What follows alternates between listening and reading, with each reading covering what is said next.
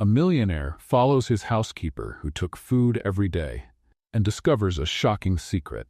Before we begin, leave a comment below and let us know what city you're watching from. Enjoy the story. James Holloway looked at the security monitor with a puzzled expression. Sarah Mitchell, the housekeeper who had worked in his mansion for almost a year, was hurrying out through the back of the property.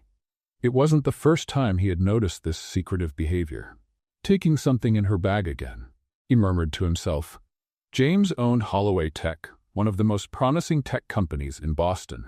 At 38 years old, he had everything money could buy: a 3-story mansion in Beacon Hill, luxury cars, and investments worth millions. But ever since his divorce 2 years ago, he lived alone in the large house, buried in work and surrounded by silence. Something about Sarah's behavior sparked his curiosity. On impulse, James grabbed his coat and followed her. He kept his distance as the young woman walked quickly for 3 blocks, then turned down a quieter street. That's when he saw her stop in front of someone sitting on the ground by an abandoned building. A thin, exhausted-looking woman held a small girl in her arms. A boy around 5 stood beside her, staring sadly at the ground. Homeless. James stood behind a tree, watching the scene unfold. "Kate, I brought dinner for you," Sarah said warmly as she pulled food containers from her bag. "There's chicken, potatoes, and some vegetables. It's still warm." "Sarah, you're an angel," the homeless woman replied with a shaky voice. "I don't know how to thank you." "Noah, look, I brought that chocolate pudding you like." Sarah gently ruffled the boy's hair, and he finally smiled. James felt something stir in his chest. His housekeeper had been taking food from his kitchen to feed the homeless. That he should have been angry, but he couldn't take his eyes off the scene. Sarah helped the woman feed the little girl while chatting kindly with the boy about his day. "Is Emma running a fever again?" Sarah asked, touching the girl's forehead. "It started last night. I'm giving her the medicine you brought. But I'll bring more tomorrow," Sarah promised, pulling a small blanket from her bag. "It's getting cold at night." James watched, fascinated, as Sarah sat down on the dirty ground to talk with the family, without any sign of disgust or hesitation. She laughed with the boy, told stories, and listened to Kate's worries.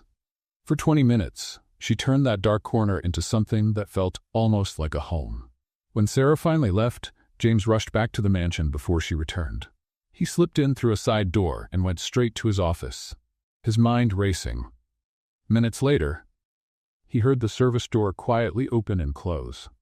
"Mr. Holloway?" Sarah knocked on the office door. "Is there anything else you need before I go?" James looked up and truly saw her for the first time in a year. Sarah Mitchell had intense green eyes, brown hair tied back in a simple ponytail, and work-worn hands. She dressed modestly, nothing flashy, and carried herself with a quiet dignity that now deeply intrigued him. "Sarah, how long have you worked for me?" he asked. 11 months, sir," she replied, clearly surprised by his sudden interest. "And what do you do after work?" He noticed the way her eyes shifted and her shoulders tensed. "Nothing special, sir. I go home, sometimes clean a few more houses." "And you never take anything from this house without permission, right?" Her face went pale. "Mr. Holloway, I would never—" "We need to talk tomorrow, Sarah. Come in an hour earlier." A shiver ran through her, but she nodded. "Yes, sir." After she left, James sat motionless in his chair, replaying the scene he had witnessed. In his world of calculating executives and shallow relationships, real compassion was rare. While the phone rang insistently beside him, he ignored it. Lost in the image of his housekeeper sitting on the dirty ground, sharing not just food, but humanity. Sarah entered her small one-bedroom apartment in Dorchester, a working-class neighborhood miles away from Beacon Hill's luxury. The place was modest, but spotless, a reflection of someone who spent her days cleaning other people's messes. "He knows," she whispered, dropping her bag onto the worn couch. "He knows about the food." A wave of panic washed over her. Losing the job at the Holloway mansion would mean not being able to pay rent, and it would also mean she could no longer help Kate and her children. Sarah opened the nearly empty fridge and stared at her dinner. Half a sandwich and an apple. She always set aside part of her own food to go with what she brought back from the mansion. She never took anything valuable or any money, just leftovers that would usually be thrown away. Did that make her a thief in the eyes of her millionaire boss? Meanwhile, just a few miles away, James Holloway sat alone at his extravagant dining table. The chef had prepared a perfect salmon with organic vegetables, but he just poked at the food, lost in thought. "Anything else, Mr. Holloway?" asked Martha, the housekeeper. "Martha, what do you know about Sarah, the cleaning lady?" The housekeeper looked surprised by the question. "Sarah? She's a good woman, works hard, always on time. We've never had any problems." "Does she have any family?" "Not that I know of, sir. She doesn't talk much about her personal life." "Why do you ask?" "No special reason," James replied vaguely. "You can go now, thank you." After she left, James picked up his laptop. With a few clicks, he opened the employee records and pulled up Sarah Mitchell's file. There was very little there beyond the basics. 28 years old, single, high school graduate, references from 2 previous cleaning jobs. No family listed as emergency contacts. His phone rang. It was Victoria Holloway, his cousin and the company's CFO. "James, did you see the messages I sent? The Silicon Valley investors want answers by tomorrow." Her voice sounded annoyed. "I'm looking at it now," he lied, still reading Sarah's file. "No, you're not. I know that tone. What's distracting you this time? Another charity idea to ease your guilt for being rich?" James frowned.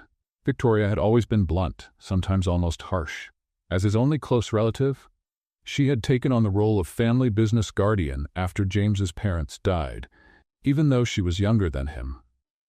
"Let's talk tomorrow at the office," he said, trying to avoid the subject.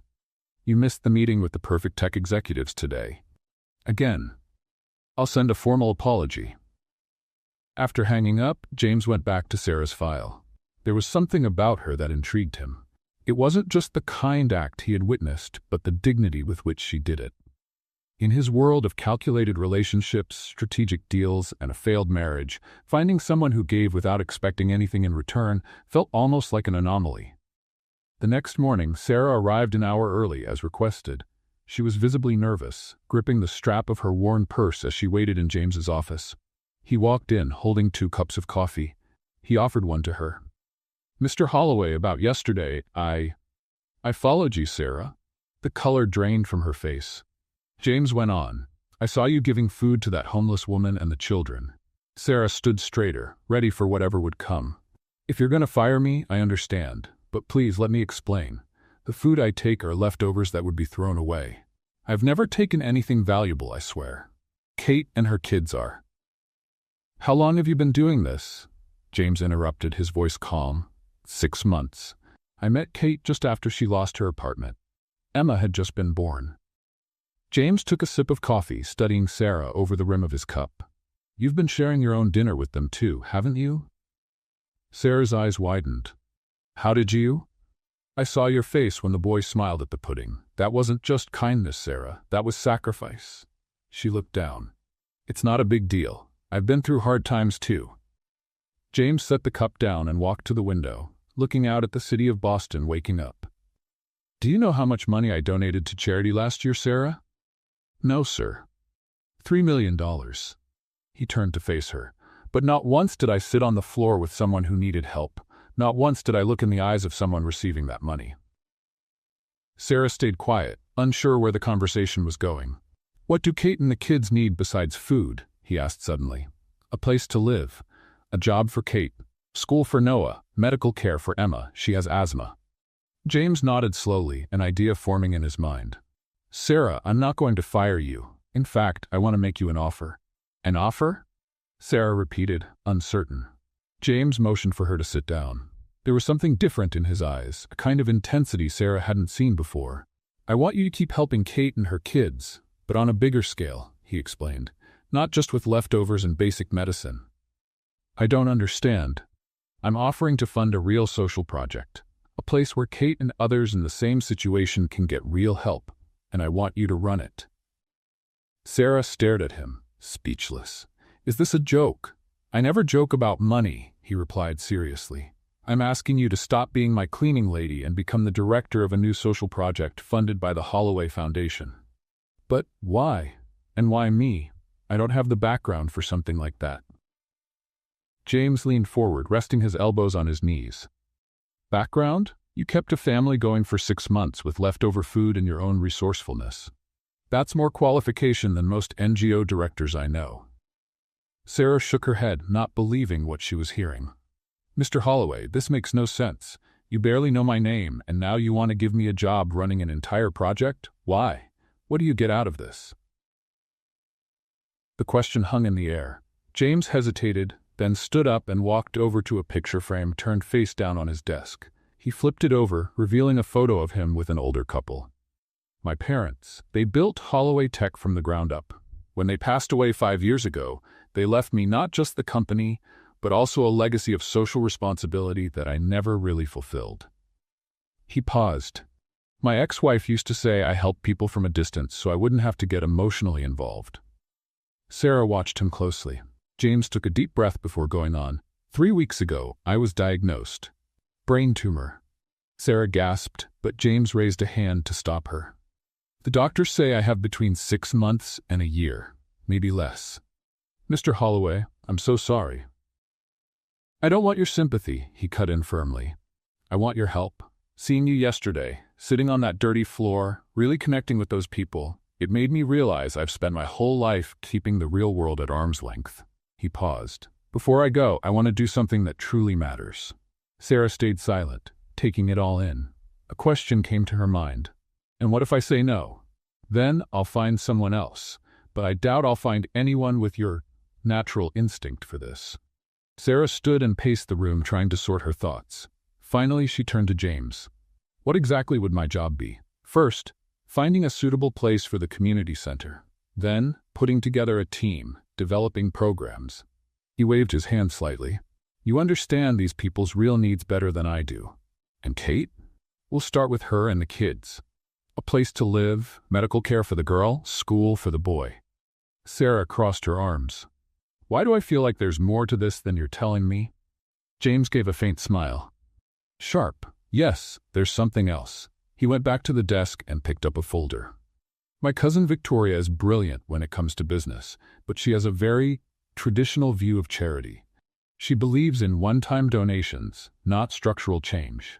If she finds out about this project, she'll do everything she can to stop it. So, I'll be your secret rebel? Something like that.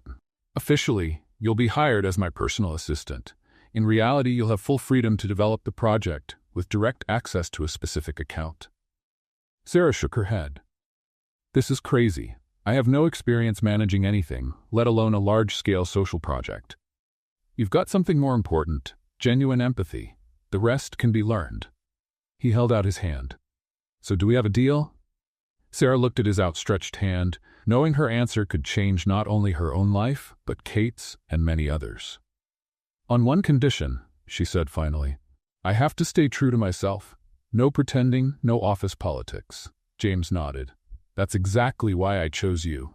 When they shook hands, neither of them had any idea of the storms ahead, or how that simple gesture would shape their futures in ways neither of them could imagine. You hired your cleaning lady as a personal assistant? Victoria Holloway made no effort to hide her shock. Dressed elegantly in a navy blue suit, she stared at her cousin across the meeting room table. Have you completely lost your mind, James?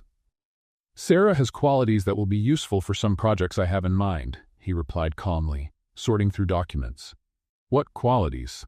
Knowing which cleaner works best on marble. Victoria gave a dry laugh. What's your real interest in this woman? James looked up from the papers. You always assume the worst in people, Victoria, and you've always been far too naive. She leaned forward. Is this because of the doctor's news? Are you having some kind of early midlife crisis? The mention of the supposed diagnosis made James pause. The lie about the tumor had come out spontaneously, a way to explain his sudden interest in the social project. He hadn't expected the story to reach Victoria so quickly.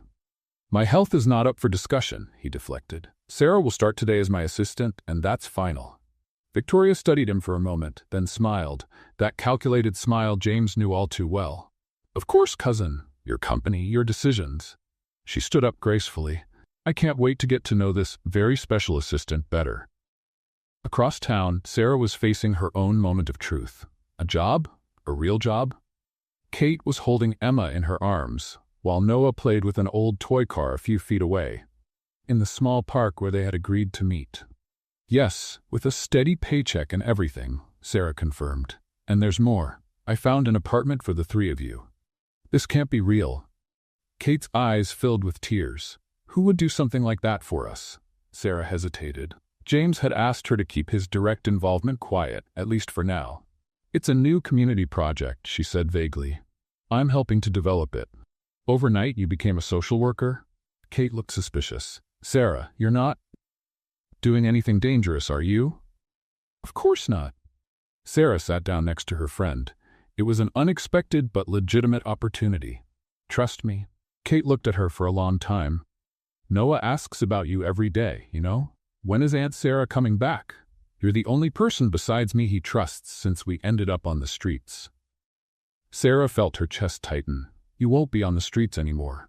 The apartment is in Roxbury. It's small, but it's clean and safe. It has 2 bedrooms, and it's close to a good public school for Noah. And what do I have to do in return? Kate asked softly. Join the program. Look for a job. Keep the kids in school and take them to their doctor appointments. Sarah held her friend's hand. Give yourselves a real chance. That afternoon, Sarah arrived at Holloway Tech wearing newly bought clothes, simple slacks and a white blouse. She felt out of place among the executives in expensive suits and women in high heels. The front desk receptionist looked her up and down. Can I help you?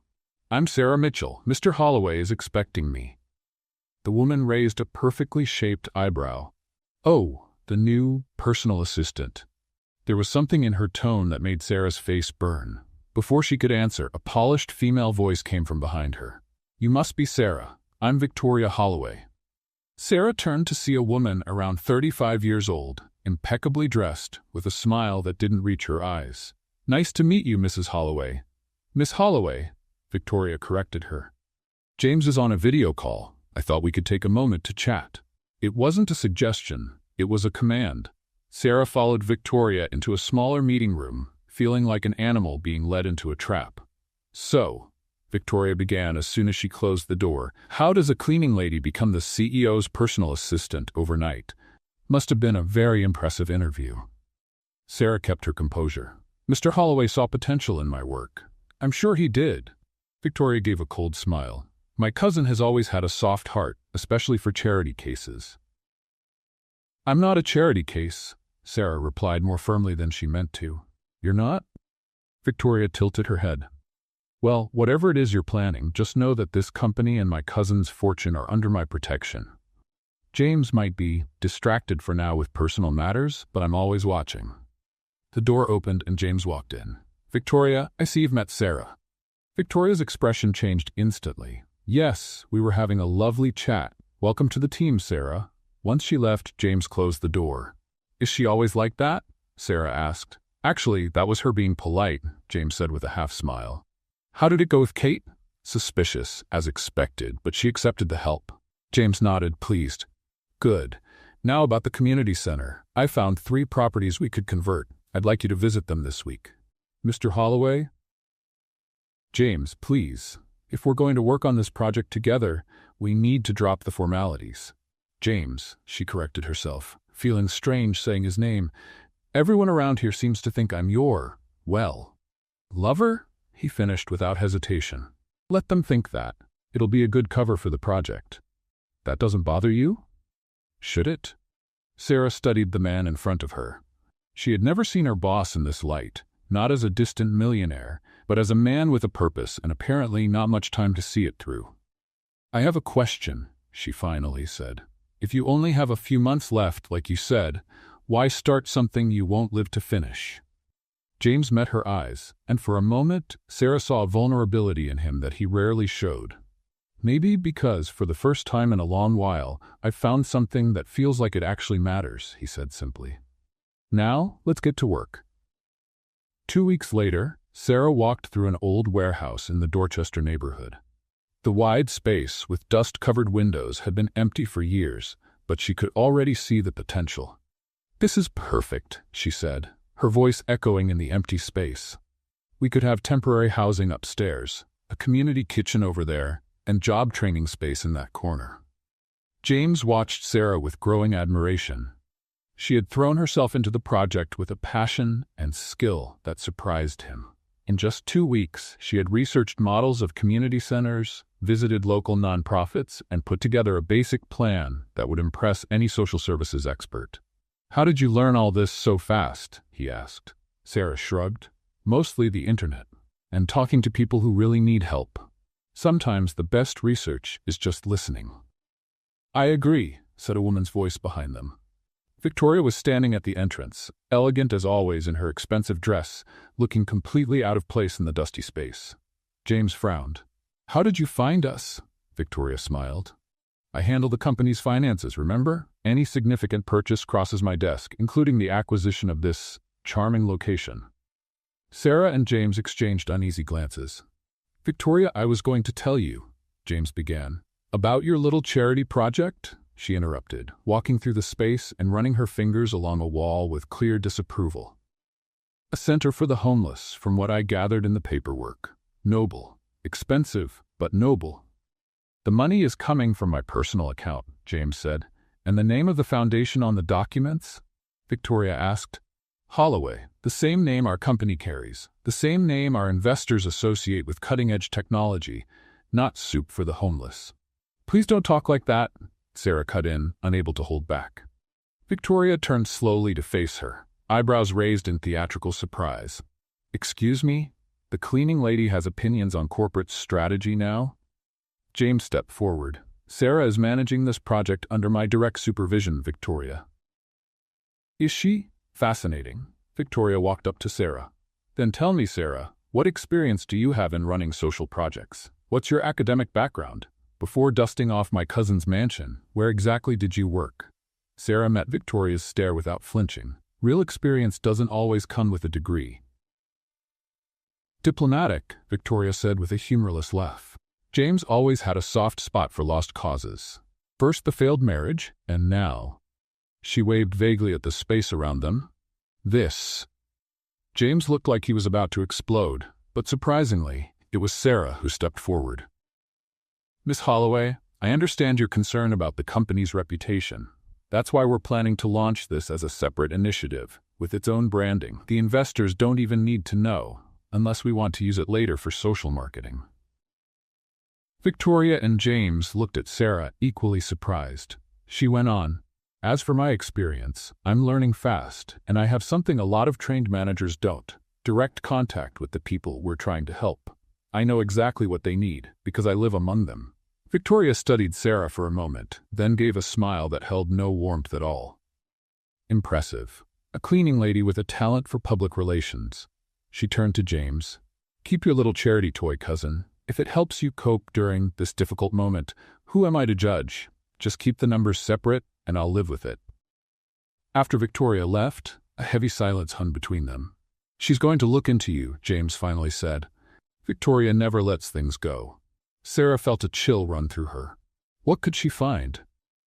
"That depends. Do you have something to hide?" That night, alone in her apartment, Sarah opened a box hidden in the back of her closet. Inside were yellowed newspaper clippings and carefully preserved photographs. With trembling fingers, she picked up a newspaper article with the headline, "$1 Million Fraud Shakes Chicago Financial Market." The photo showed a man in a suit being led away by police, and just behind him, slightly out of focus, was a younger Sarah, dressed in elegant clothes she could barely remember wearing. "David," she whispered to the image of the man, "you ruined everything." Sarah used to be Sarah Bennett, wife of David Bennett, one of Chicago's most promising financial consultants. They lived a life of luxury, charity galas, international travel, everything, until the day it all fell apart. David had set up a fraudulent scheme that deceived investors and friends alike. When the truth came out, he took his own life, leaving Sarah to face the aftermath alone: massive debts, lawsuits, and the social stigma. Let's have a little fun with those who only read the comments. Type McDonald's in the comments. Only those who make it this far will understand. Now let's get back to the story. She tried to rebuild her life, changed her name, started fresh in Boston. For years she worked hard to pay off what debts she could, living as simply as possible. The trauma had changed her deeply, and now, in a strange twist of fate, she found herself working for another wealthy businessman, once again surrounded by privilege. Her phone rang, snapping her out of her thoughts. It was James. "Sarah, I need you to come to the estate tomorrow morning.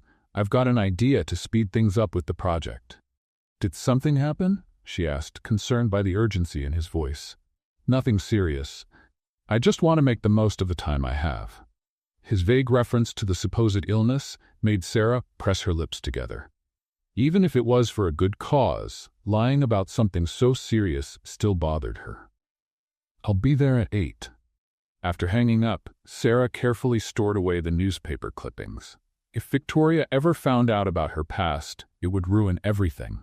Not just her job, but more importantly, the help that was finally starting to reach Kate and so many others who needed it. Rain was pounding against the windows of the Holloway mansion when Sarah arrived the next morning.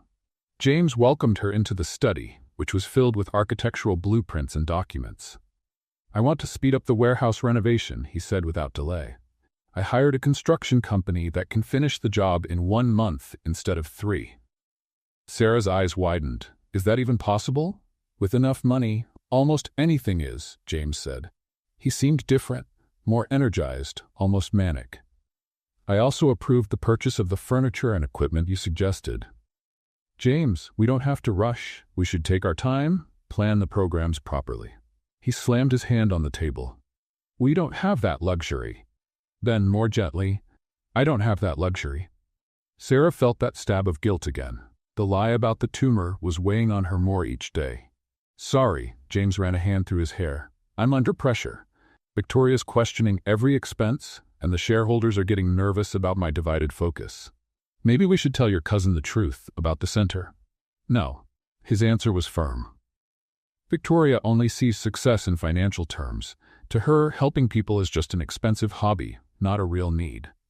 A thunderclap rattled the windows, followed by a sudden blackout. The mansion was plunged into darkness. "Great," James muttered. "The generator should kick in any second." But it didn't. Only the occasional flash of lightning lit the room.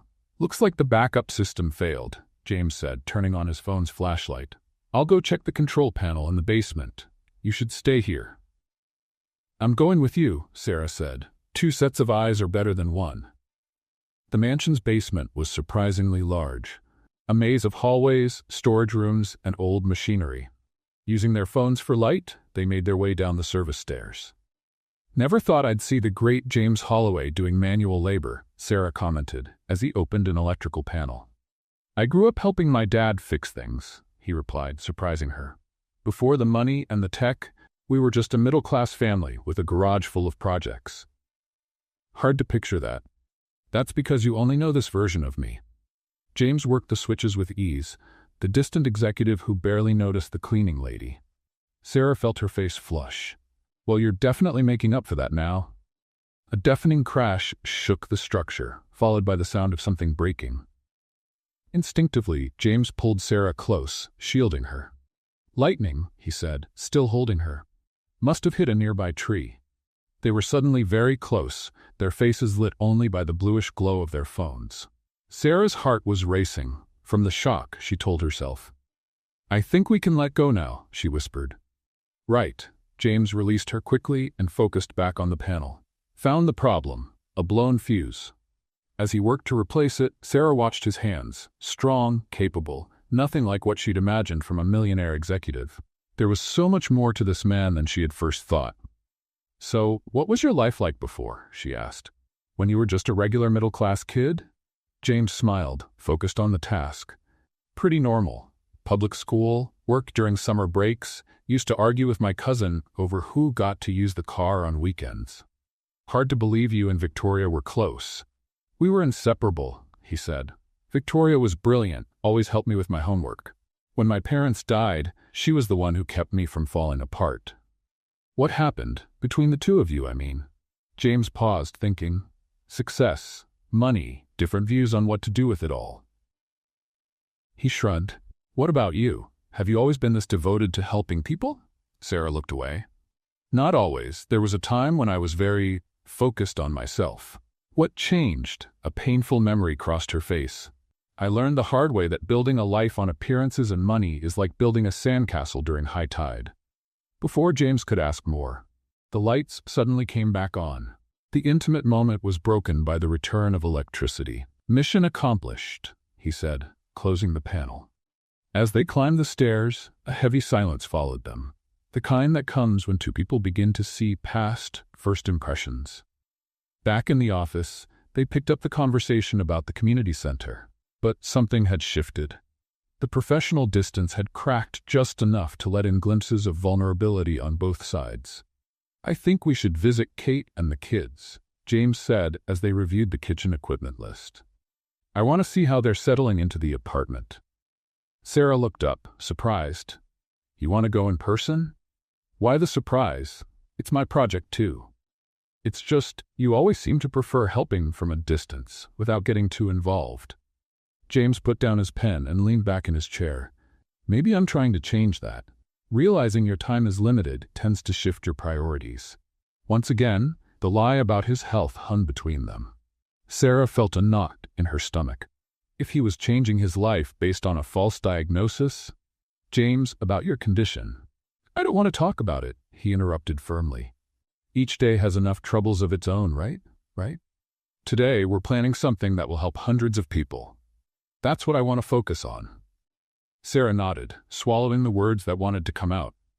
How could she tell him she knew exactly what it was like to lose everything? That she understood, maybe better than he realized, the deep desire to leave something good behind before it was too late. The next day, they visited Kate at the small apartment in Roxbury. Noah ran to Sarah the moment they walked in, wrapping his arms tightly around her legs. "Aunt Sarah, I have a real room now, with a bed just for me." "That's wonderful, isn't it?" Sarah smiled, ruffling the boy's hair. "Noah, this is Mr. Holloway. He's helping with the project."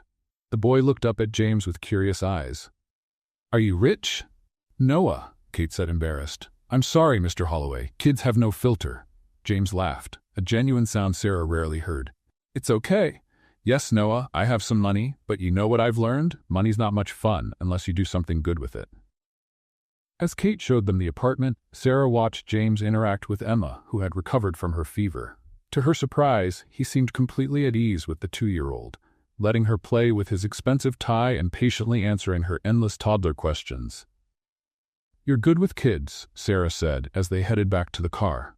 "I had a younger sister," he replied, a shadow passing over his face. "She died when we were teenagers. Leukemia." "I'm so sorry, I didn't know." "You won't find it in any business magazine," he said with a sad smile. "It doesn't fit the image of the ruthless CEO of Holloway Tech." In the car, James grew quiet. Kate's smart. With the right training, she could work in admin or support. "She used to be a legal assistant before everything fell apart," Sarah said. "A tough divorce, medical issues with no insurance, and suddenly, she was on the street." "How did you meet her?" Sarah hesitated. "It was by chance." I recognized the look. That look people have when they've lost everything and still can't believe it happened. James studied her for a long moment, like he was trying to solve a puzzle. "Sometimes I get the feeling you understand way more than you let on, Sarah." She turned to the window, watching the streets go by. "We all have our secrets." The event hall at the Renaissance Hotel sparkled with golden lights and elegant floral arrangements. Boston's elite mingled with champagne flutes, evening gowns, and polite conversation. It was the fundraising dinner for the new Horizonte Community Center, a name carefully chosen to leave out the Holloway surname, just as James had promised Victoria. Sarah watched the scene with a mix of fascination and discomfort. Wearing a simple black dress borrowed from Martha, the housekeeper, she felt like an outsider among so many wealthy and influential people. "Relax," James said as he came over and handed her a glass of water. "You're doing wonderfully. Half these people think I'm your mistress. The other half think I'm some kind of personal charity project," she muttered. "And what does it matter what they think? We're here to get donations, not win a popularity contest." James looked especially sharp that night in his perfectly tailored tuxedo. No one would ever guess he was carrying the weight of a terminal diagnosis, because it wasn't real, Sarah reminded herself with a stab of guilt. The past few weeks had been intense. The community center was taking shape quickly. Kate was already working part-time at the front desk, Noah was enrolled in the local school, and Emma was attending a subsidized daycare. 5 other families had joined the pilot program. The early results were promising enough to justify tonight's gala. "James, what a lovely surprise!" A sophisticated woman approached, kissing the air near his cheek. "I haven't seen you at a social event in months." "Caroline, this is Sarah Mitchell, Executive Director of the Horizonte Center." The woman looked Sarah up and down. "Fascinating. I've always admired your knack for discovering hidden gems, James." As Caroline walked away, Sarah sighed. "This is going to be a long night." "Just keep your focus," James said, gently touching her elbow. "All of this is about making sure the center keeps going when I'm not here anymore." The memory of the lie weighed on her again. Sarah was about to say something when Victoria appeared, stunning in a red dress. "Cousin," Victoria said with a smile, "I have to admit I'm impressed. This event is far more elegant than I expected." "Sarah planned the whole thing," James replied. Victoria turned to Sarah with a sharp smile. "Hidden talents everywhere, it seems. First a housekeeper, then a personal assistant, now an event planner." "I just did my job," Sarah replied politely. "Of course." Victoria took a sip of her champagne. "James, the Andersons want to discuss that investment. Do you mind?" As James walked off with Victoria, Sarah took the opportunity to look around the room. Bankers, business people, local politicians, all there to attach their names to a noble cause, without necessarily understanding the reality of the people they claim to help. "Miss Mitchell?" A waiter approached. "There's a phone call for you. They said it's urgent." Out in the hotel lobby, Sarah answered the phone. Worried.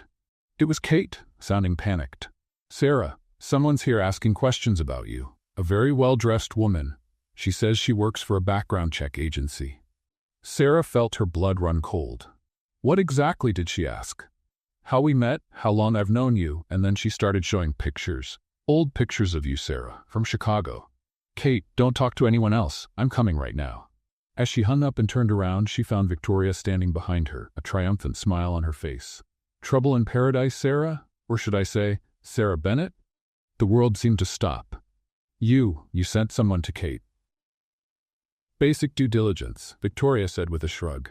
"Did you really think I'd let a total stranger manipulate my cousin and threaten our company without finding out who she is? Especially someone with such an interesting past." "It's not what you think." "No?" Victoria raised a perfectly shaped eyebrow. "Wife of one of Chicago's biggest financial criminals, living under a false name, planted inside the home of one of Boston's wealthiest men? It sounds exactly like what I think." "I had nothing to do with David's crimes." "Easy to say now." Victoria glanced at her diamond watch. "In exactly 10 minutes, I'll be on that stage thanking everyone for coming. After that, I'll be making an important announcement about certain irregularities found in the project." Panic surged in Sarah's chest. "Victoria, please. This project is helping real people. Don't destroy it out of revenge." "Revenge?" Victoria let out a laugh. "This is business, dear. I'm protecting the Holloway family's interests just like I always have." She stepped closer and whispered, "James has been emotionally vulnerable since the diagnosis. You saw an opening and took it. Classic setup." "There is no diagnosis," Sarah said quietly. "James made up the tumor." Victoria blinked, momentarily thrown off. "What? He lied about being sick to justify the project. He's not dying." For a moment, Victoria looked genuinely shocked. Then her face hardened. "Even worse. You both lied to manipulate everyone." She adjusted her evening bag. 10 minutes, Sarah. I suggest you use that time to say goodbye to your little project." As Victoria walked away, Sarah rushed back into the ballroom, desperately scanning the room for James. She found him speaking with a group of potential donors. "James, we need to talk. Now." He picked up on her urgency right away. Excusing himself from the group, he followed Sarah to a quiet corner. "Victoria knows everything," Sarah said quickly. "About my past in Chicago, about your fake diagnosis, all of it. She's going to expose everything in 10 minutes. James went pale. "How?" "She looked into my past, sent someone to talk to Kate. James, she's going to tear it all down." For a moment he looked stunned. Then, surprisingly, a cold calm settled over his face. "Why didn't you ever tell me about Chicago?" Sarah didn't expect that. "What? Does that really matter right now?" "Yes, it does. You were married to David Bennett, the man who ran a multi-million-dollar investment scam." "I didn't know what he was doing." "You didn't?" James stepped back. You lived with him, Sarah. Enjoyed the money, the parties, the trips. Is it really possible you never suspected a thing? His words hit her like slaps. You're believing her? After everything we've built together? We built it on lies, he said bitterly. You hid your past. I pretended to be sick. To help people. Everything we did was to help real people. James ran a hand over his face, looking suddenly worn out. Maybe Victoria's right. Maybe I let myself get caught up in the perfect story, the kind-hearted cleaner secretly feeding the poor. No, Sarah felt tears sting her eyes. Don't do this. Don't let her ruin something good over corporate politics. The MC announced the thank you speeches would begin in 5 minutes. I'll talk to her, James said. Maybe I can strike a deal. What kind of deal? Our names are on the line. No, Sarah, my name is on the line. My family's name, my company's. Her words came out before she could stop them. And what about the people we're helping? Kate, Noah, Emma? Don't they matter? James hesitated, the inner struggle showing clearly in his eyes. Of course they matter. But I have to think about the bigger picture. The bigger picture? You were a different man in the basement during that blackout. A man who cared about what really matters. Before he could respond, Victoria stepped up to the stage, glowing in her red dress. The microphone squealed slightly as she adjusted it. Good evening, everyone.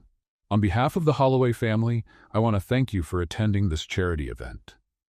Sarah looked at James one last time, seeing only hesitation on his face. With her heart breaking, she turned and walked toward the exit. Before we move on to the thank yous, Victoria continued, I have an important announcement about the Horizon Community Center and who's really running it. Sarah didn't stay to hear the rest. With tears streaming down her cheeks, she left the elegant hall and stepped into the cold Boston night, feeling like she was once again losing everything she had built. 3 days had passed since the disaster at the fundraiser. Sarah couldn't even turn on the TV, afraid to see her face on the local news, her past exposed for all to see. Her phone was full of missed calls. Kate, Martha the housekeeper, even some unknown numbers. But still, nothing from James. Her small apartment had never felt so suffocating. She was slowly packing her few belongings, preparing for yet another escape, another fresh start. Chicago, now Boston. What city would be next? A firm knock at the door startled her. Sarah froze, heart racing. Was it the police? Reporters? Old creditors finally catching up with her? Sarah? It's me. Kate, please open up. With a sigh of relief, Sarah unlocked the door. Kate came in quickly, holding Emma in her arms. Noah clung tightly to her hand. Thank God you're okay, Kate said, hugging her with one arm. I tried calling 1,000 times. I'm sorry, I just wasn't ready to talk to anyone. We need to talk, Kate said urgently. It's about that woman, Victoria. Sarah felt her stomach drop. She's been with you again? Not exactly. Kate set Emma down and pulled a crumpled envelope from her bag. She sent a private investigator who showed me this. It's newspaper clippings about you and your ex-husband.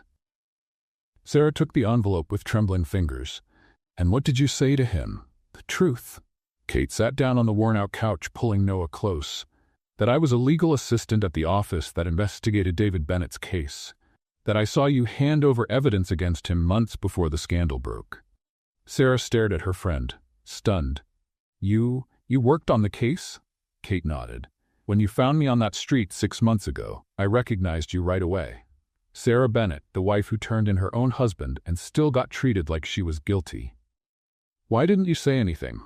You were clearly starting over, using a different name. It wasn't my place to drag up a painful past. Kate gave a sad smile.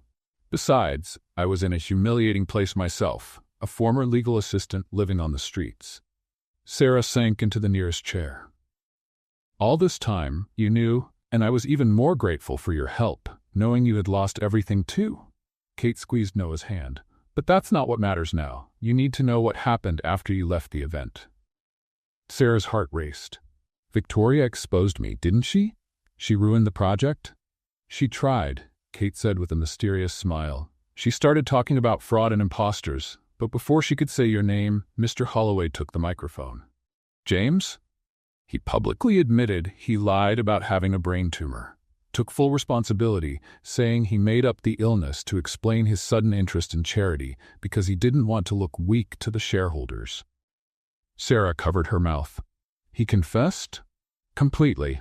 And then, to everyone's shock, especially his cousins, he announced he was donating $30 million of his personal fortune to permanently fund the Horizon Center. Kate shook her head, still amazed. The room exploded in applause. Victoria looked like she was about to faint. And what about me? He said the project director had to step away for personal reasons, but that your work had been essential. He didn't mention anything about your past. Sarah could hardly believe it. James had protected her. Even after learning the truth, he had saved the project, even at the cost of his own reputation. That's not all, Kate went on. Yesterday, the investigator came to my apartment again. He said Victoria Holloway wanted to meet with me personally. And did you go? With Noah and Emma, yes. I thought she wanted more dirt to use against you, but... Kate paused. She wanted to confirm my story, about you turning in your husband, about you being innocent. And I showed her documents I kept from that time. Statements, dates. I proved you tried to expose David months before the scandal, but no one believed the gold-digging wife. Kate took a deep breath. Sarah, Victoria offered me a job in Holloway Tech's legal department. Sarah blinked several times, trying to take it in. She what? She said she needed someone with verifiable integrity to oversee legal compliance on the project. I start Monday. Kate gave a nervous smile. Full salary benefits, corporate daycare for Emma. The pieces started to come together in Sarah's mind. James hadn't just taken the blame publicly. He was rebuilding the project, with or without her. And the Horizon Center? She finally asked. It's moving forward. Renovations are underway, and new families are being interviewed. Kate hesitated. They're looking for a new director, Sarah. Mr. Holloway keeps asking about you. A lump rose in Sarah's throat. He knows how to find me. He thinks you don't want to be found. That's what he told Victoria, right in front of me. If Sarah wants to come back, the door is open. If she'd rather start fresh somewhere else, I'll respect her choice. Noah, who had been quiet the whole time, tugged at Sarah's sleeve. Aunt Sarah, are you leaving? Please don't. Looking into the boy's worried face, Sarah felt her defenses crumble. For years she had run from her past, hiding behind a new name, a new city, an anonymous life. She had helped Kate and the kids quietly, always keeping her distance. But now, for the first time, she had a chance to face the truth, and maybe still be accepted. What do you think I should do, Kate? Her friend smiled. I think you already know the answer. The next morning, Sarah took a deep breath before walking into the Holloway Tech building. The front desk security guard, who used to ignore her when she was just a cleaning lady, now watched her with curiosity. I have a meeting with Mr. Holloway, she said, surprised by the firmness in her own voice. In the elevator, she nervously adjusted the only blazer she owned, bought from a second-hand store for her job interview as a cleaner more than a year ago. The executive office was quiet when she arrived. The secretary looked up, surprised. Ms. Mitchell, we weren't expecting to see you again. Is Mr. Holloway in? He went to check on the community center construction. He should be back in an hour. The secretary hesitated. Ms. Mitchell, a lot of what's being said around here, not all of it is true, is it? Sarah gave a slight smile. It rarely is. Instead of waiting at the office, Sarah decided to follow her instinct. She took a cab to the community center address in Dorchester.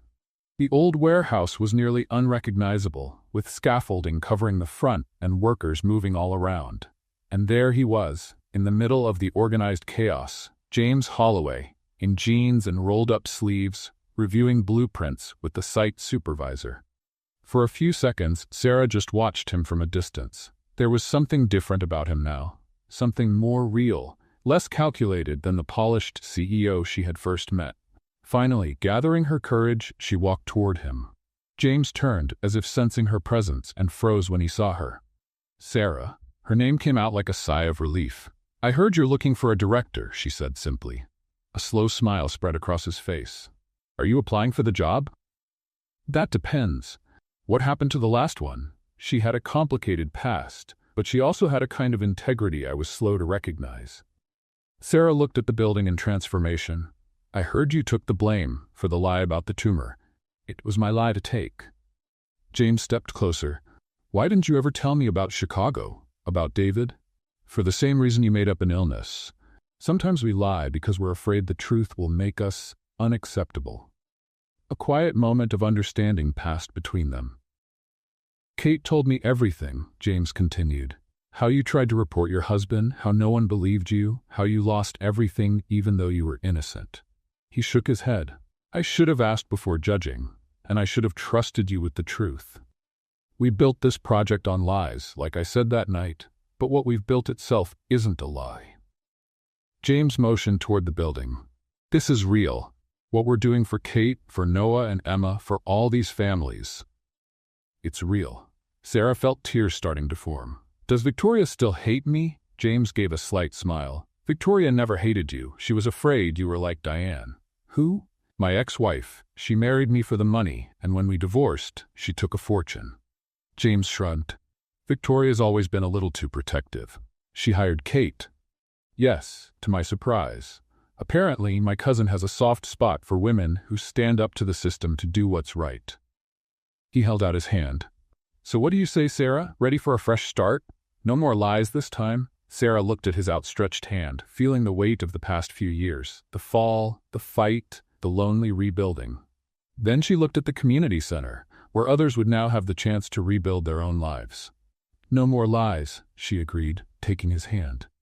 But the handshake quickly turned into something more, a spontaneous hug, full of relief and possibility. The following weeks flew by. The Horizonte Community Center was coming together fast. Sarah threw herself into the work with renewed energy, this time without the burden of her secret. James stayed involved too, surprising everyone with how personally committed he was to the project. Mr. Holloway, we've got an issue with the industrial kitchen, Sarah said as she walked into his office one afternoon, carrying blueprints and budget notes.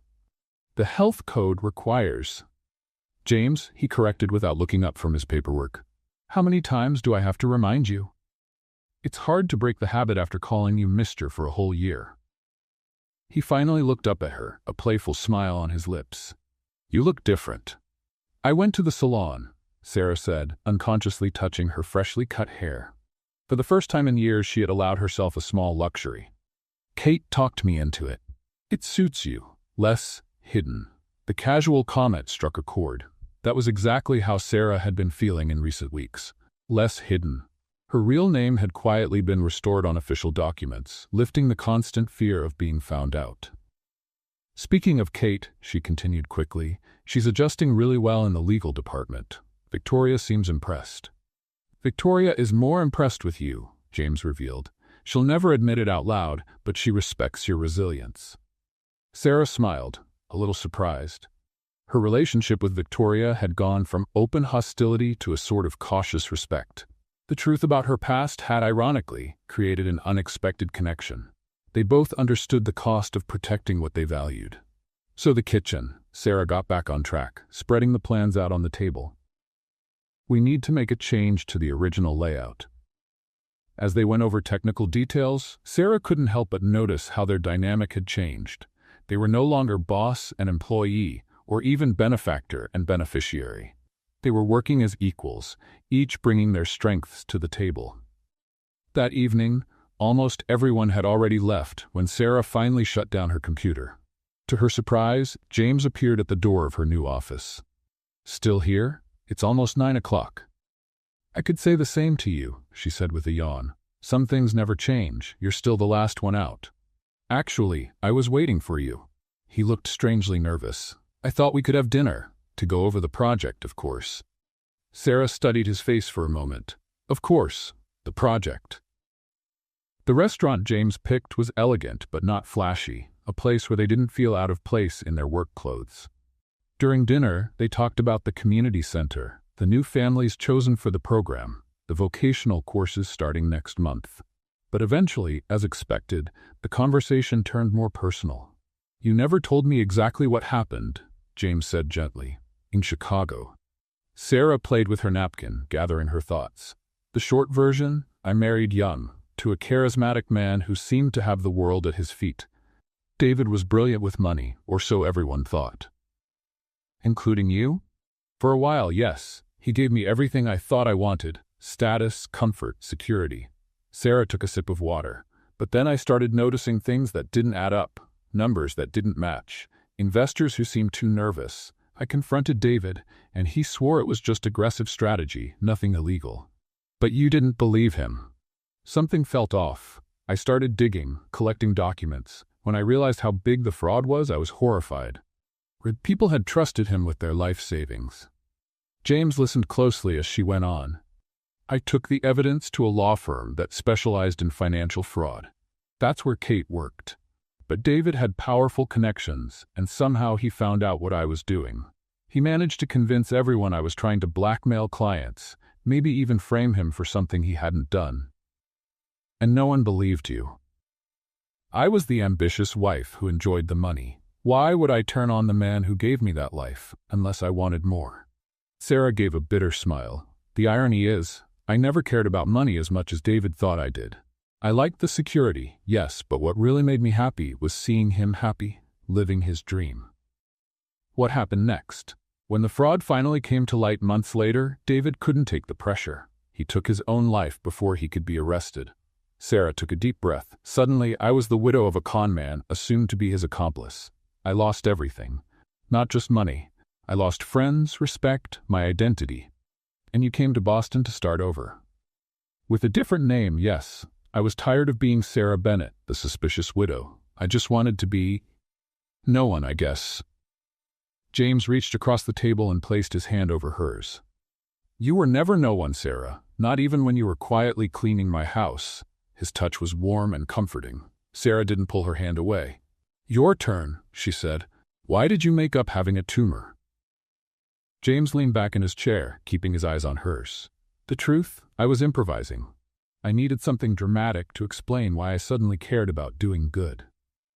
Why did you need a reason? Because men like me don't do charity out of pure kindness. We do it for tax breaks, for marketing, to ease our guilt about being privileged. He shrugged. A terminal diagnosis explained everything. No one would question a man trying to make peace before he dies. That's cynical. It's realistic. Victoria would have shut down the project if I'd simply said I was moved by the kindness of my housekeeper feeding the homeless. Sarah thought about his words. Still, lying about something that serious? It was wrong, I know. James seemed genuinely sorry. I realized it when Victoria found out the truth. The lie stained something that was supposed to be purely good. And now, without the lie as an excuse, why are you still moving forward with the project? James looked her in the eyes. Because I met you, Sarah. You showed me that helping others doesn't have to be a distant transaction. It can be personal, meaningful, even life-changing. Dinner went on late into the evening, their conversation flowing easily from professional topics to personal ones. When they finally left, a light rain had started to fall. My driver can take you home, James offered. That's not necessary. I can take the subway. At 11 at night? No way. Sarah smiled, picking up on the protective tone. I can take care of myself. You know, I've survived worse than Boston's subway at night. I know you can. He looked at her with an intensity that made her heart beat faster. Let me come with you, then. I can take the subway, too. James Holloway on public transportation? Now that I have to see. Laughing, they walked together through the light rain to the nearest station. At that hour, the train car was nearly empty, giving them space to sit side by side, their shoulders brushing now and then as the train swayed. What's it like? He asked quietly. What is?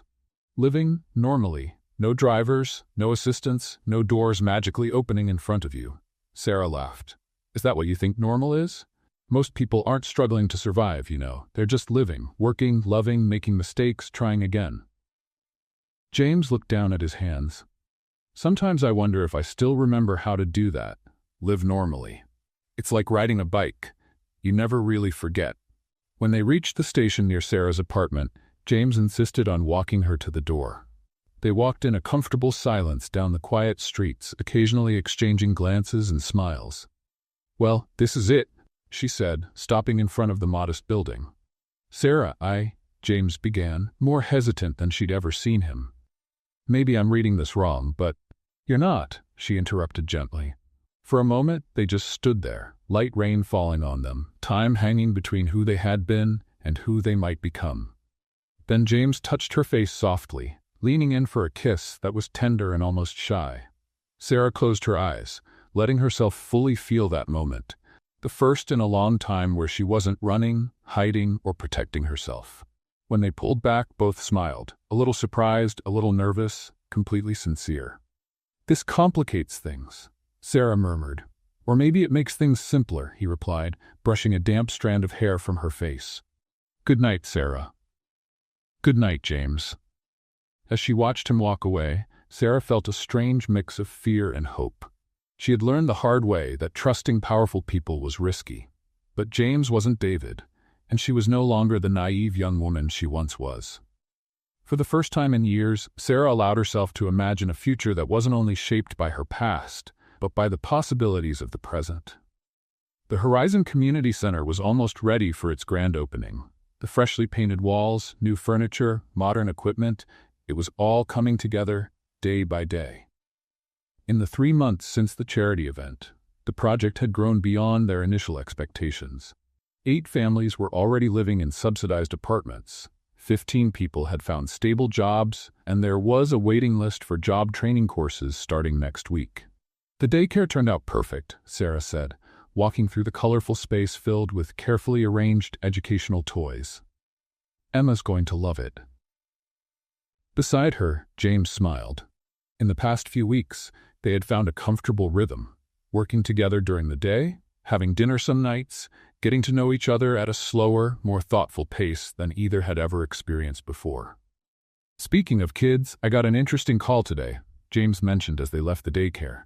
"A local TV station wants to do a story about the center. Apparently, Kate's journey, from homeless to working at Holloway Tech, caught their attention." Sarah stopped abruptly. "A story? With cameras and everything?" "Yes, why?" "It would be great publicity for the center." The panic was clear in Sarah's eyes. "James, if my face shows up on TV, my past in Chicago." James gently touched her shoulder. "Your name was legally restored, remember? There's nothing left to hide. Besides, you were cleared of any involvement in David's fraud." "Legally, yes, but the court of public opinion never cleared me." Sarah shook her head. "There are people in Chicago who lost everything because of David. If they recognize me—" "I understand," James nodded. "I'll talk to the station. We can focus the piece on Kate and the other families. You don't need to appear." The relief on Sarah's face was clear, but it quickly gave way to a more determined expression. "No, I'm tired of hiding." She took a deep breath. "If we're going to do this, I want to do it right. Tell my story too, the real story." James looked at her with a mix of surprise and admiration. "Are you sure? It's time to stop running." Sarah gave a nervous smile. "I just hope Victoria won't mind having the Holloway name linked to a reformed fraudster." "Speaking of my cousin," James's tone shifted slightly. "She's been acting strange lately. She canceled 2 board meetings and has been avoiding any talk about the company's finances." "That's not like her." "Not at all. Victoria lives for spreadsheets and financial reports." James frowned. "I'll check on it later. For now, should we finish the tour? The industrial kitchen is almost done." The next morning, Sarah was woken by her doorbell ringing non-stop.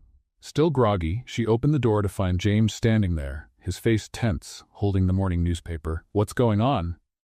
"Victoria," he said as he stepped inside and handed her the paper. "She's in trouble."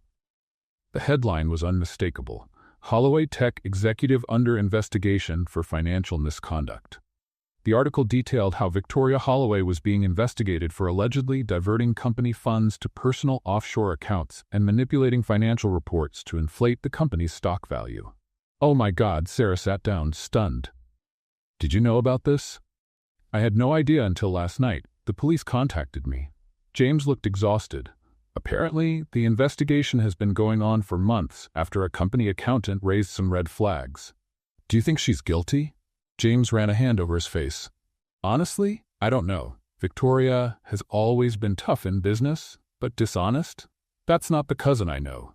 He hesitated. "Or maybe I've been naive, just like she always says I am." "What happens now?" "The police are going through all the company's financial records. Stocks have already dropped 20% since the news broke." James looked genuinely worried. "Hundreds of jobs are at risk, including Kate's." Sarah's phone rang. It was Kate, her voice tight and rushed.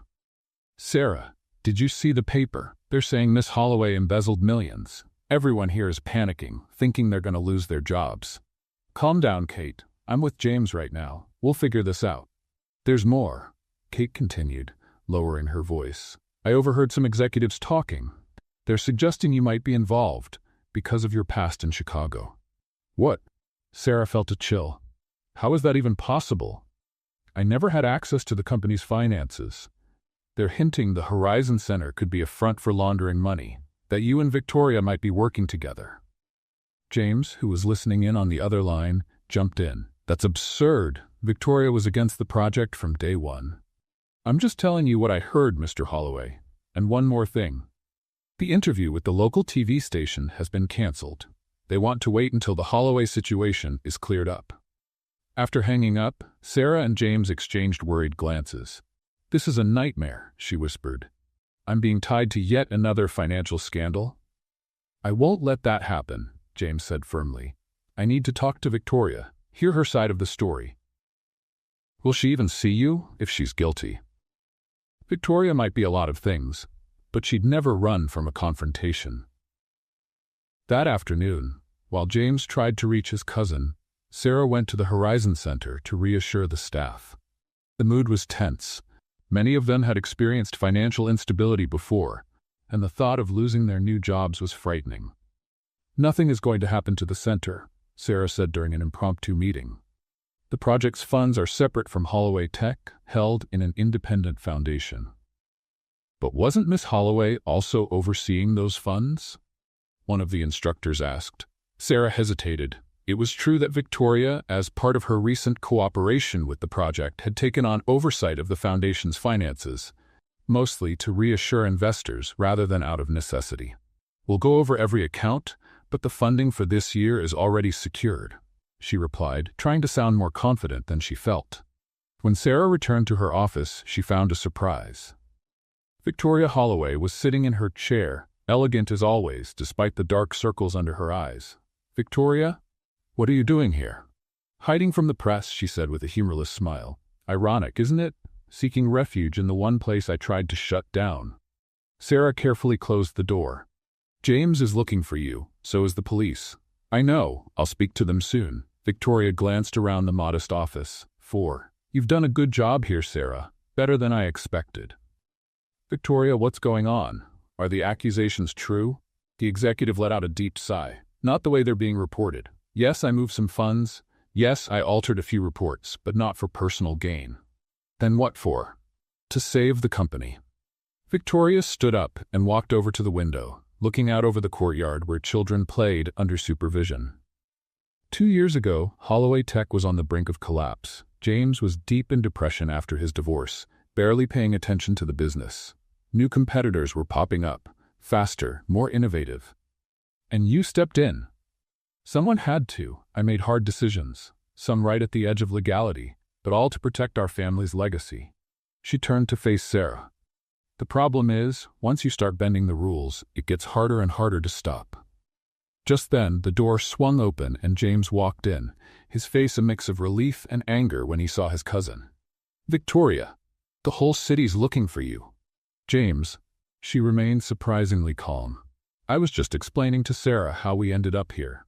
"Then explain it to me too," he demanded, shutting the door. "The chief accountant is cooperating with the authorities, showing transactions I never approved." "Millions of dollars, Victoria." "To save your company," she replied coldly. "While you were mourning your failed marriage, I kept everything running. When we were desperate for capital, I came up with solutions. Illegal solutions. Necessary solutions." Victoria raised her voice for the first time. "You think that Silicon Valley investment appeared out of nowhere? Or that the government contracts came just because we smiled nicely?" She shook her head. Someone had to get their hands dirty. Sarah watched the exchange, a troubling feeling growing inside her. The justifications, the financial manipulation for a supposed greater good, it reminded her too much of what David had done. Except Victoria genuinely seemed to believe she was protecting the company, not herself. "Victoria," Sarah said gently, "the worse it gets, the harder it is to stop. Believe me, I've seen it happen." Victoria looked at her for a long moment. The difference, Sarah, is that I always knew exactly what I was doing, and I'll face the consequences. What consequences? James asked, now calmer. The company might go under. Hundreds of people could lose their jobs, thought. The Holloway name will be dragged through the mud. Victoria gave a sad smile. Unless there's a convenient scapegoat. Someone with a complicated financial past. Sarah felt the blood drain from her face. Are you suggesting? I'm not suggesting anything. I'm informing you that several executives have already started spreading the rumor that you, Sarah, with your questionable background, were the one who manipulated me. That Horizon Center was an elaborate distraction while we funneled funds together. That's ridiculous, James exploded. No one would believe that. People believe what they want to believe, cousin, especially when the alternative is admitting they were fooled by someone they trusted. Victoria turned to Sarah. I didn't start the rumor, to be clear, but I didn't deny it either when it surfaced this morning. The silence that followed was heavy with implications. Sarah felt sick. Once again, she might be blamed for something she didn't do. Are you going to turn yourself in? James asked at last. Yes, this afternoon. Victoria adjusted her perfectly tailored blazer. But before that, I wanted to see the famous center for myself, to understand what was so important that you'd risk our company's reputation for it. She gave Sarah a half smile. I have to admit, what you two built here is impressive. What happens now? Sarah asked, her mind racing. I'll probably be arrested, Victoria answered, disturbingly calm. The company will face intense scrutiny. The board will likely ask for your resignation, James. And the center? That depends on how well you two can distance this project from Holloway Tech's troubles. James stepped forward, determination on his face. We'll clear your name, Victoria. Don't be foolish, cousin.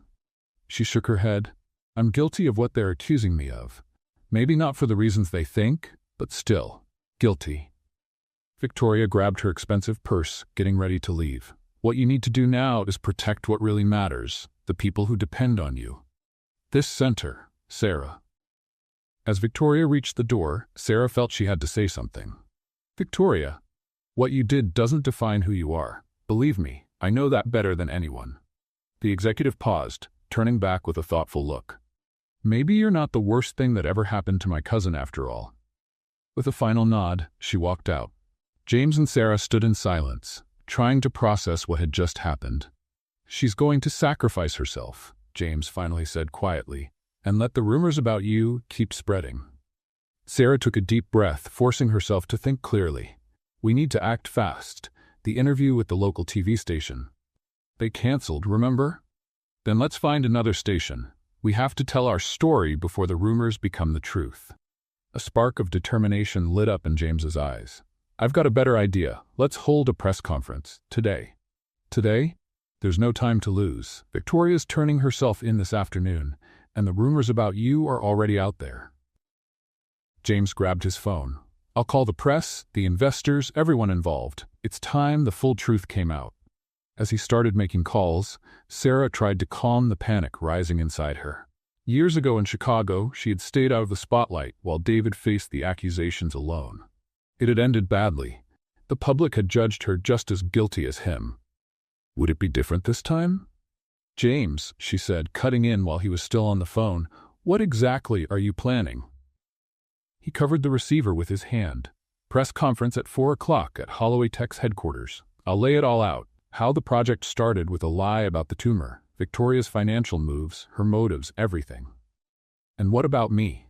My past? Especially about you. It's time the world meets the real Sarah Bennett.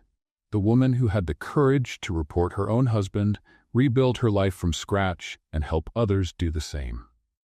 Sarah's fear slowly gave way to growing resolve.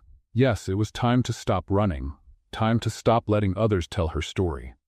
By 3 o'clock, as they were preparing for the press conference, James got a call that changed everything. Victoria had turned herself in, just as she'd promised. But before that, she had submitted documents detailing all of her actions, and to everyone's surprise, documents that completely cleared Sarah of any involvement. Even more surprising, Victoria admitted that she had originally planned to use the Horizon Center as a cover for embezzling funds, but changed her mind after seeing the real work being done there. Instead, she quietly transferred $5 million from her own fortune to the center's foundation, securing its operations for at least 2 more years, no matter what happened to Holloway Tech. "I don't understand," Sarah said, confused. "Why would she do that?"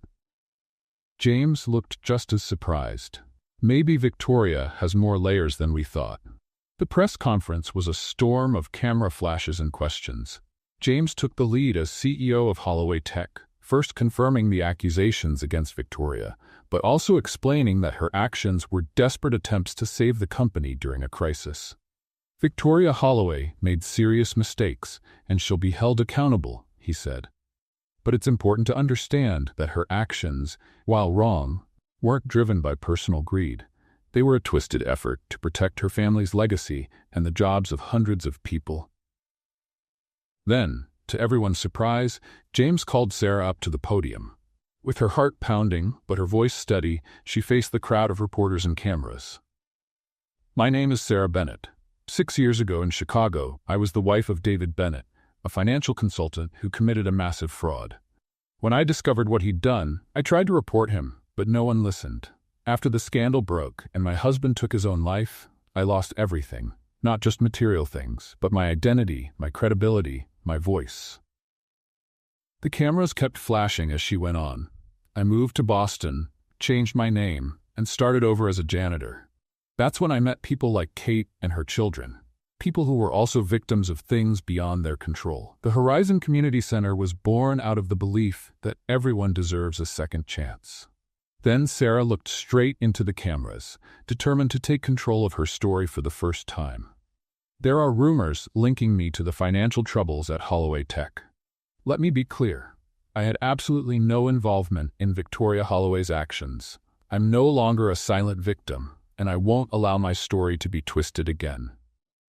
The press conference went on for nearly 2 hours, with James outlining the company's restructuring plans and Sarah explaining the work being done at the Horizon Center. For many journalists, the real story, the former socialite turned janitor who was helping the homeless, was even more compelling than the fraud allegations. Let's have a little fun with those who only read the comments. Type Pepsi in the comments. Only those who made it this far will get it. Now let's continue the story. When it was finally over, James and Sarah found themselves alone in the now empty conference room, exhausted but relieved. "You were amazing," he said, taking her hands in his.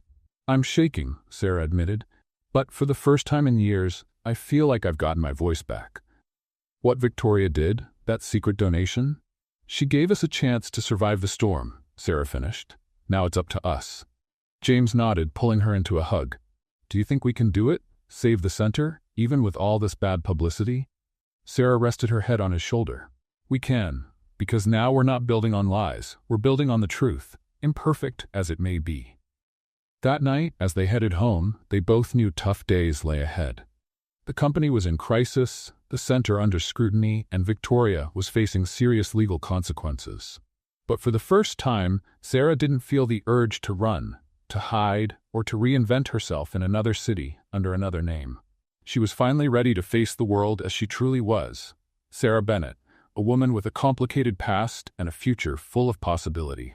6 months had passed since the media storm around Holloway Tech and the Horizon Community Center. Fall had given way to winter, and now winter was slowly stepping aside for the first signs of spring in Boston. Sarah stood by the window of her new office at the center, watching children play in the freshly renovated courtyard. Among them, Noah ran with joy, now hardly recognizable from the shy, undernourished boy she had first met on the street over a year ago. Emma, nearly 3, proudly showed off her colorful rain boots to the other kids. "Thinking about how much has changed?" Kate's voice broke into her thoughts. Sarah smiled at her friend, who now led the center's legal department, offering free assistance to families in need. "It's surreal, isn't it? Sometimes I wake up thinking I'm still in that tiny apartment, worried about late rent." Kate nodded, fully understanding. "And sometimes I still jump at noises outside, afraid someone's going to steal what little we have." She looked out at her kids playing freely. "I'll never be able to thank you enough for everything you've done." The fallout from the financial scandal had been intense, but surprisingly different from what they had feared. After the press conference, Sarah's story, her fall from grace in Chicago, her life as a janitor, and her devotion to helping others, captured the public's imagination. What could have been another devastating scandal turned into a story of redemption and second chances. Victoria had pleaded guilty to multiple charges and received a 5-year sentence, reduced to 3 for cooperating with authorities. She was now serving her time in a minimum security federal prison, where, ironically, she had started a program teaching financial and business skills to fellow inmates. Holloway Tech survived, though it was smaller and restructured. James had surprised the board by announcing he would split his time between the company and the Horizon Center, something unthinkable for the once single-minded executive. "The new group of families arrives tomorrow," Kate said, checking her calendar. 5 families, 12 kids in total. "Are we ready? Are the apartments furnished?" "All set, thanks to the weekend volunteers." Kate paused briefly. "Sarah, did you see today's paper?" "I haven't had the chance yet. Why?" Kate pulled a copy from her bag. Victoria gave an interview from prison. Sarah took the paper and quickly found the article. To her surprise, Victoria had spoken at length about the Horizon Center, calling it the most meaningful legacy of the Holloway family and encouraging other companies to invest in similar initiatives. "She really has changed," Sarah murmured, moved. "People can surprise you," Kate said with a smile, "like a certain cleaning lady who changed so many lives."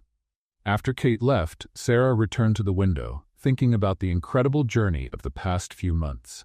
The Horizon Center hadn't just survived the scandal, it had thrived. The unexpected publicity brought in new donors, volunteers, and even opportunities to replicate the model in other cities. Her phone rang. It was James. "Sarah, can you come to the estate tonight? I have something important to discuss." The seriousness in his voice worried her. "Is everything okay, James?" "Everything's perfectly fine," he assured her. I need you here. At 7? "Of course, I'll be there."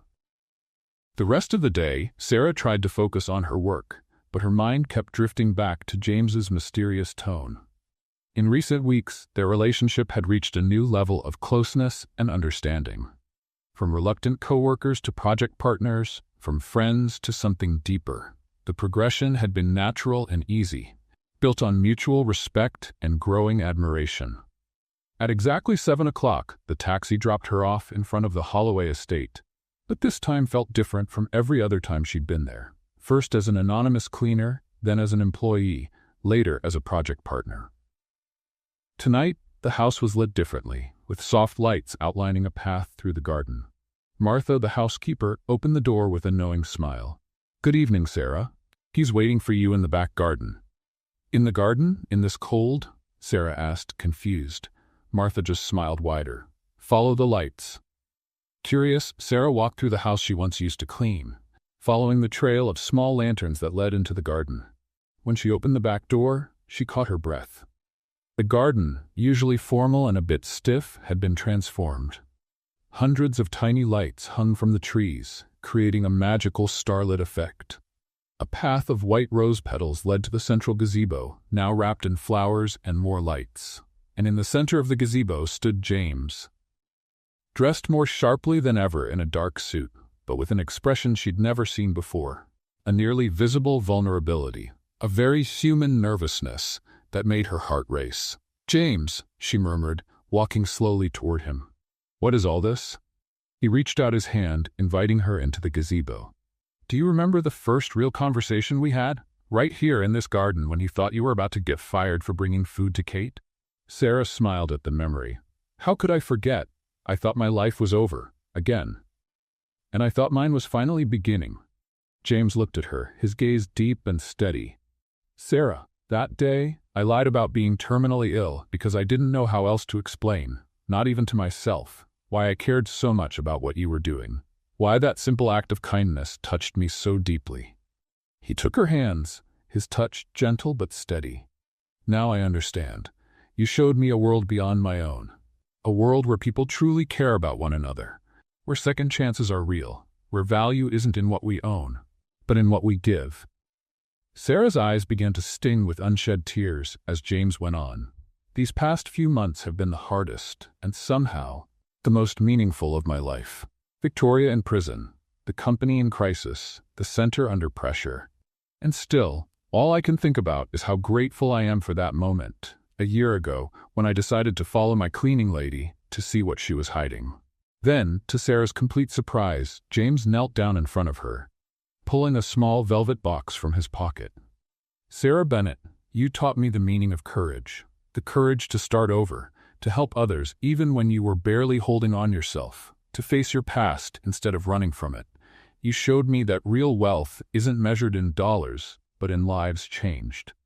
He opened the box, revealing a delicate ring, not flashy or extravagant, but elegant in its simplicity. A sapphire, surrounded by small diamonds. "The blue reminds me of your eyes that first day, when you stood up to me after I found out about the food," he said with an emotional smile. "Sarah Bennett, would you give me the honor of sharing not just a social project, but a whole life? Will you marry me?" Tears finally spilled down Sarah's cheeks. The journey that had brought her to this moment flashed through her mind. The fall in Chicago, the anonymous years of struggle, the constant fear of being exposed, and then, somehow, finding understanding, acceptance, and love in the most unexpected place. "Yes," she answered, her voice choked with emotion. "Yes, James Holloway, I will marry you."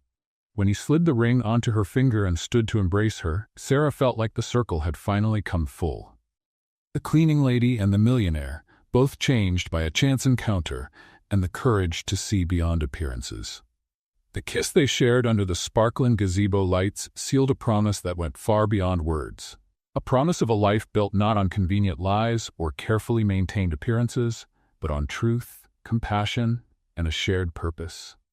The Horizon Community Center had never looked so full of life as it did that spring afternoon. The freshly painted walls were decorated with simple flowers and soft lights. The large hall, usually used for classes and training, had been transformed into a warm, intimate wedding space.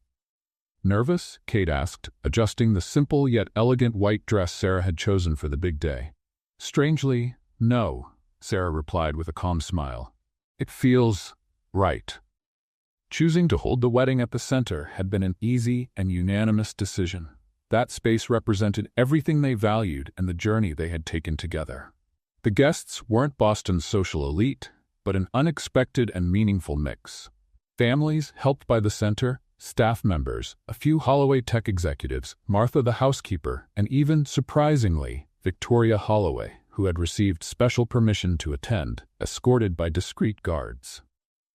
Noah, now 6 years old and dressed in a tiny suit that made him adorably uncomfortable, came into the makeshift bridal room. "Aunt Sarah," he called out with serious urgency, "it's time. Uncle James looks like he's going to faint from nerves." Sarah laughed, adjusting her simple veil one last time. Kate hugged her tightly before leaving to take her place as maid of honor. "Thank you for everything," Sarah whispered. "No, thank you," Kate replied with emotion. "For giving us a real life." The small hall grew quiet as the doors opened. There would be no dramatic entrance or elaborate wedding march, just Sarah, walking in alone, representing her independent journey to the man waiting for her at the simple altar. James stood there, more handsome than ever in his tuxedo, but what truly caught Sarah's attention was his expression, a mix of awe, love, and deep gratitude that made her heart swell. The ceremony was simple and deeply personal. They had written their own vows, reflecting the extraordinary path that had brought them there. "Sarah," James began, his voice steady despite the emotion in his eyes, "when you came into my life, I was an incomplete man, rich in possessions but poor in real connections. You showed me that true wealth is in the bonds we build and the lives we touch." He held her hands tightly, as if to give more weight to every word. "I promise never to forget the most important lesson you taught me, that small acts of kindness can spark great change. I promise to be your partner in every way, not just on the easy days, but especially on the hard ones. I promise to build with you not just a house, but a home, where love, compassion, and honesty are our foundation." When it was her turn, Sarah took a deep breath, looking at the man in front of her. Not a distant millionaire anymore, but the complex, wonderful person she had grown to love. "James, our story began in an unexpected way, a quick gesture, a a sudden curiosity, a meeting that would change our lives forever.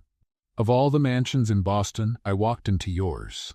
Of all the people who could have seen me feeding Kate and the kids, it was you." Her voice trembled slightly, holding back emotion. "I promise to always stand by your side, just like I have through the hardest times this past year. I promise to remind us, when days get hard, of the cleaner and the boss who found something precious where no one expected it. I promise never to run again, not from challenges, not from truth, and not from the love we've built together." As they exchanged rings, simple gold bands without any show, Sarah looked out at the faces in the small crowd. Kate, tears in her eyes, Noah and Emma trying to stay still, Victoria, wearing a surprisingly gentle expression, and dozens of others whose lives had been woven together with theirs through the Horizon Center.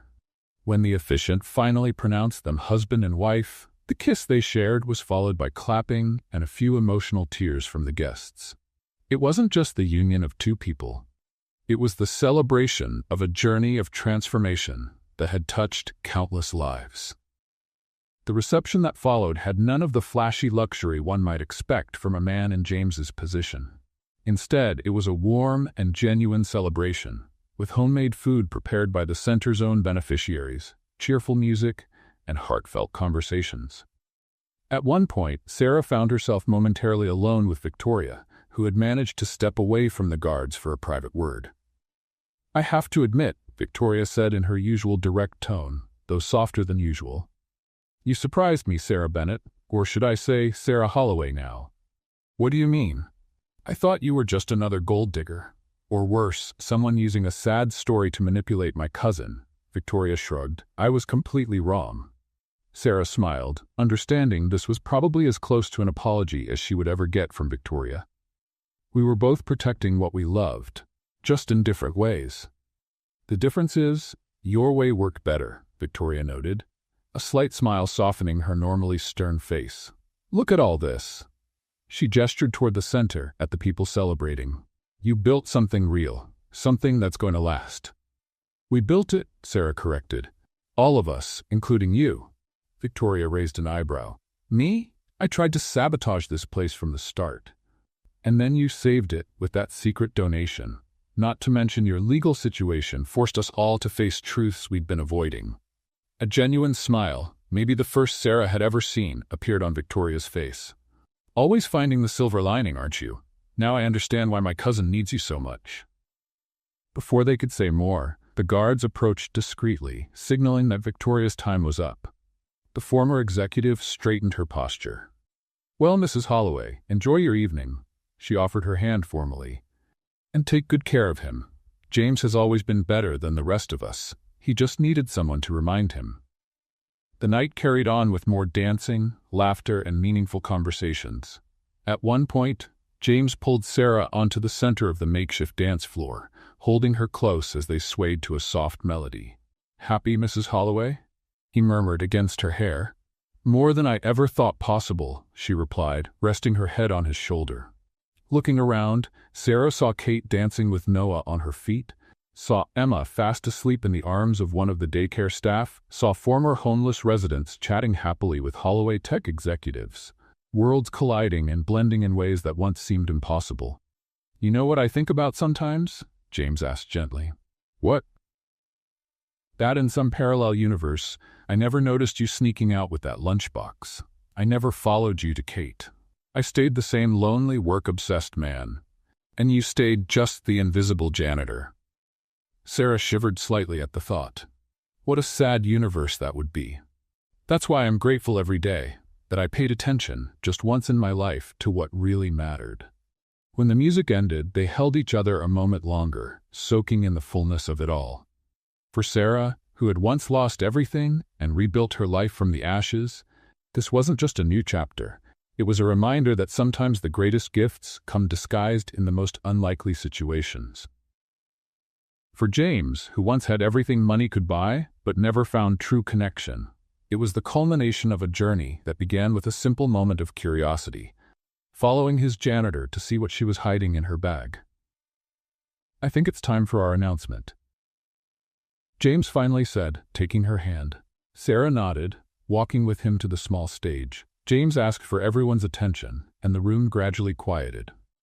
First, we want to thank every one of you for being here. Today is meaningful, not just because of our wedding, but because it represents the coming together of two worlds that, in the past, rarely met in any real way. Sarah looked at her new husband's face, open, sincere, so different from the distant and guarded CEO she had first met. "Sarah and I have a special announcement," he continued. "Starting today, along with the services we already offer, the Horizon Community Center will be expanding. We're launching the New Beginnings program, which will provide full scholarships to children and young people in vulnerable situations and offer job training and employment opportunities for adults." A wave of excitement spread through the room as James went on. "We believe everyone deserves a second chance, something we've both learned from personal experience. This center began with a simple but powerful act of kindness when Sarah risked her job to feed a family in need. Now, we want to multiply that act 1,000 times." Sarah stepped forward, joining James in the announcement. "What we've learned on our journey is that the most meaningful changes often start with small acts of courage and compassion. Every person in this room has the power to make a difference in someone's life. This center isn't just a building or a program. It's a testament to what happens when we choose to look beyond appearances and give people a real chance to start over." As the guests applauded, James pulled Sarah in for a spontaneous kiss. Not the formal kind shared during a ceremony, but a heartfelt gesture of passion and gratitude that made the room erupt in even louder applause and cheers. Later, as the celebration finally began to wind down, James and Sarah stepped out onto the center's patio, looking up at the stars over Boston. He wrapped his arms around her, shielding her from the cool spring night air. "So, where do we go from here, Mrs. Holloway?" he asked. Sarah smiled, turning in his arms to face the man who had changed her life just as much as she had changed his. "Home," she replied simply. "Together." And as they got into the car that would take them back to the mansion, no longer a symbol of lonely wealth, but a true home they had both learned to build, Sarah reflected that sometimes the happiest endings aren't the ones from fairy tales, but the ones we patiently create, brick by brick, truth by truth, and one fresh start at a time. What did you think of Sarah and James's story? Share your thoughts in the comments. On a scale of 0 to 10, how would you rate this story? Don't forget to subscribe and click the bell so you don't miss any of our stories, and check out more inspiring stories right here on the end screen.